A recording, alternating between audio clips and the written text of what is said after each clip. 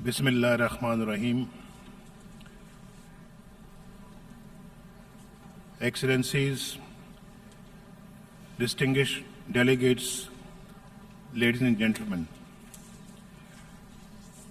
we congratulate Mr. Peter Thompson, 71st session of the General Assembly. We agree that implementation of the Sustainable Development Agenda should be the focus of this session. We also pay tribute to Mr. Likitov for his capable stewardship of the 70th session. Mr. President, today, 3 decades after the end of the Cold War, our multipolar world is more free and vibrant, yet still chaotic and turbulent, more interdependent, but more unequal, more prosperous, yet still afflicted with poverty. We see spectacular progress, but also unprecedented human suffering. The world is at a historic inflection point. The international order established after the Second World War is passing away, but a new order has yet to emerge.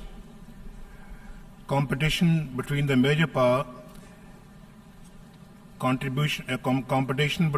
powers is becoming more confrontational. This can pose serious threats to peace across Asia. A new Cold War threatens to engulf Europe. The momentum there towards greater union has already reversed. Barricades and walls are going up, especially against the tide of misery flowing out of a turbulent Middle East.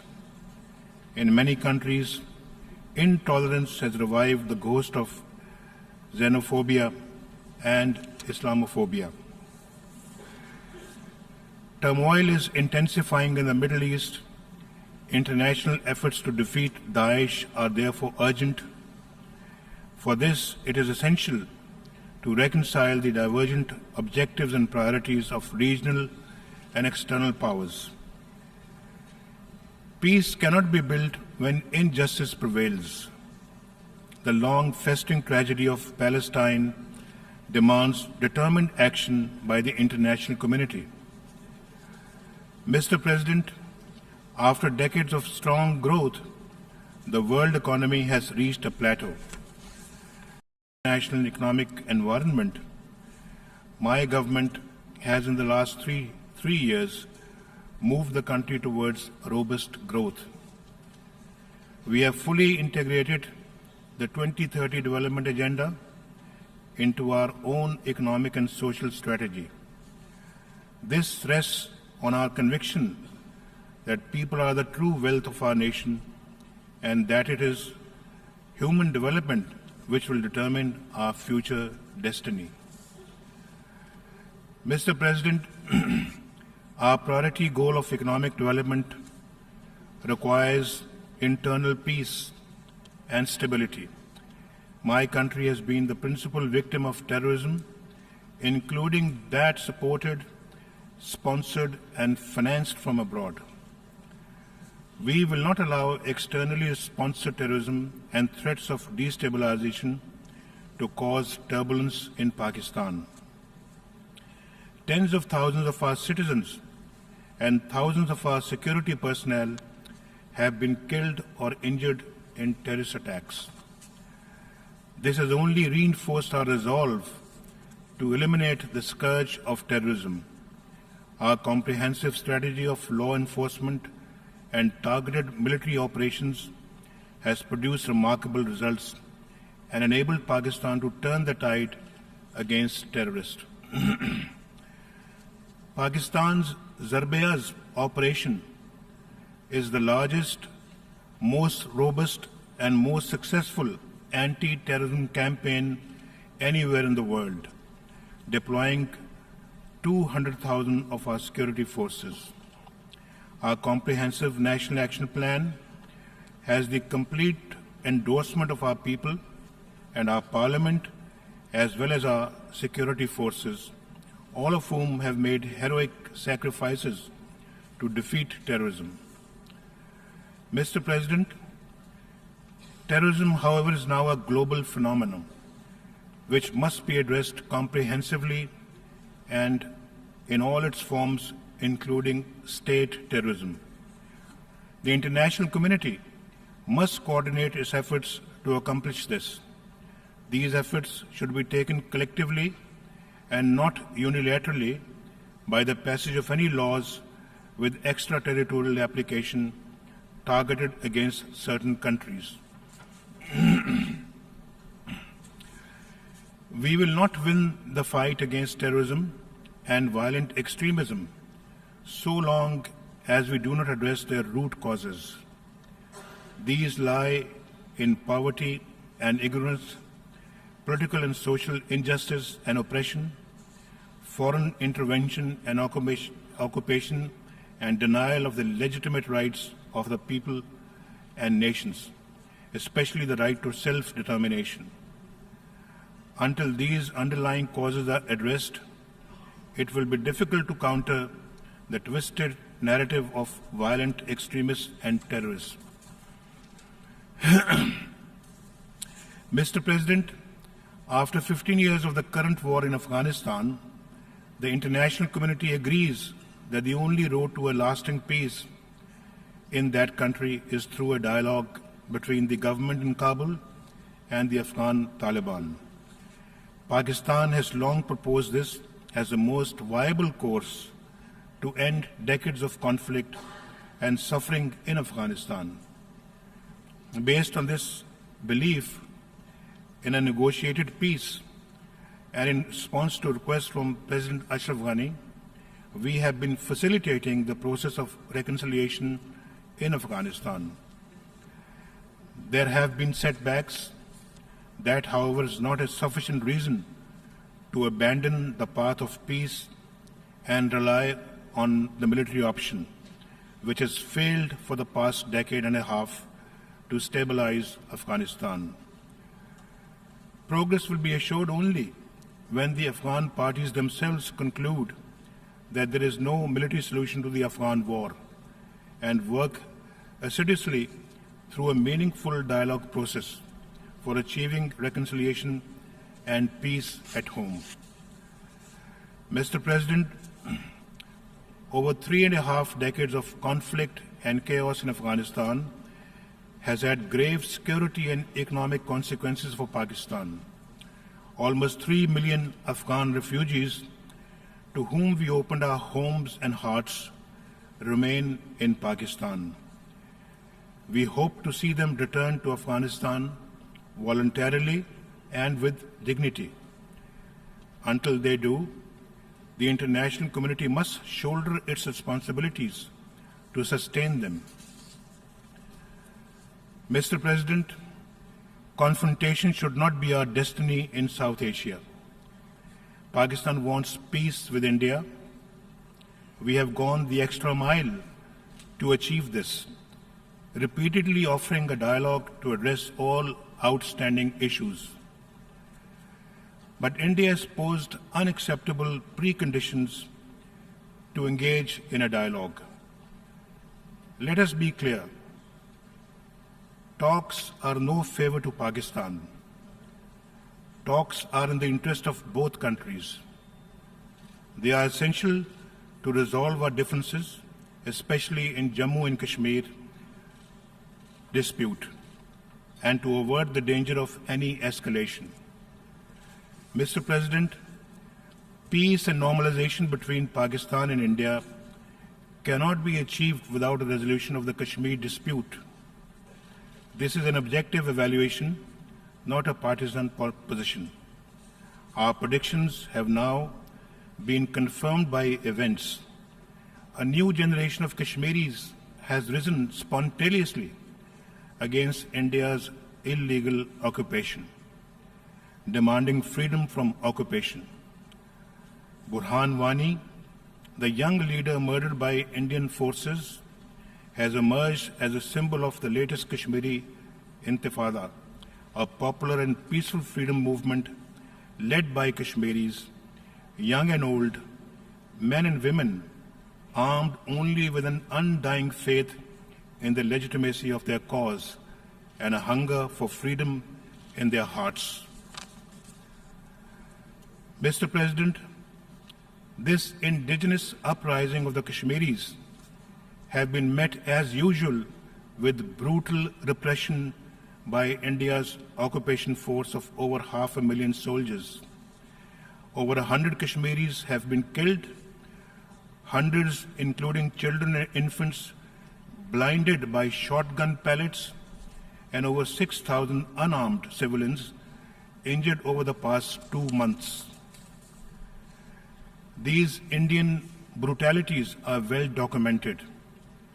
I would like to inform the General Assembly that Pakistan will share with the Secretary General a dossier containing detailed information and evidence of the gross and systematic violations of human rights committed by Indian forces in occupied Jammu and Kashmir. These brutalities will not suppress the spirit of the Kashmiris. It will only intensify their anger and fortify their determination to see India end its occupation of Kashmir. From Srinagar to Sopur, the men, women, and children come out each day, defying curfew to demand freedom. Mr. President, Pakistan fully supports the demand of the Kashmiri people for self-determination as promised to them by several Security Council resolutions. Their struggle is a legitimate one for liberation from alien occupation. International law and declarations of the United Nations on self-determination give the Kashmiri people the right to struggle for their freedom. Every year, the General Assembly unanimously adopts the resolution which reaffirms the right of all peoples to self-determination and calls on the states concerned to immediately end their occupation and all acts of repression. Mr. President, on behalf of the Kashmiri people, on behalf of the mothers, wives, sisters, and fathers of the innocent Kashmiri children, women and men who have been killed, blinded, and injured, on behalf of the Pakistani nation, I demand an independent inquiry into the extrajudicial killings and a UN fact-finding mission to investigate brutalities perpetrated by the Indian occupying forces so that those guilty of these atrocities are punished. We demand the immediate release of all Kashmiri political prisoners, an end to the curfew, freedom for the Kashmiris to demonstrate peacefully, urgent medical help for the injured, and abrogation of India's draconian laws. Mr. President, the Security Council has called for the exercise of the right to self-determination by the people of Jammu and Kashmir through a free and fair plebiscite held under United Nations auspices. The people of Kashmir have waited 70 years for implementation of this promise. The Security Council must honor its commitments by implementing its own decisions. This General Assembly must demand that India deliver on the commitments its leaders solemnly made on many occasions. To this end, steps should be taken by the United Nations to demilitarize Jammu and Kashmir and undertake consultations with India, Pakistan, and the true representatives of the Kashmiri people to implement the resolutions of the Security Council. In this context, we welcome the offer of the good offices by Secretary General Ban Ki-moon. We will also open consultations with members of the Security Council to explore the modalities for implementation of the Security Council resolutions on Kashmir. Mr. President, the international community ignores the danger of rising tensions in South Asia at its own peril. For its part, Pakistan is committed to the establishment of strategic stability in the region. It neither wants nor is it engaged in an arms race with India. But we cannot ignore our neighbors' unprecedented arms buildup and will take whatever measures are necessary to maintain credible deterrence. We have consistently urged the conclusion of bilateral arms control and disarmament measures between Pakistan and India to prevent conflict and avoid wasteful military expenditure. We are open to discussing all measures of restraint and responsibility with India in any forum or format and without any conditions.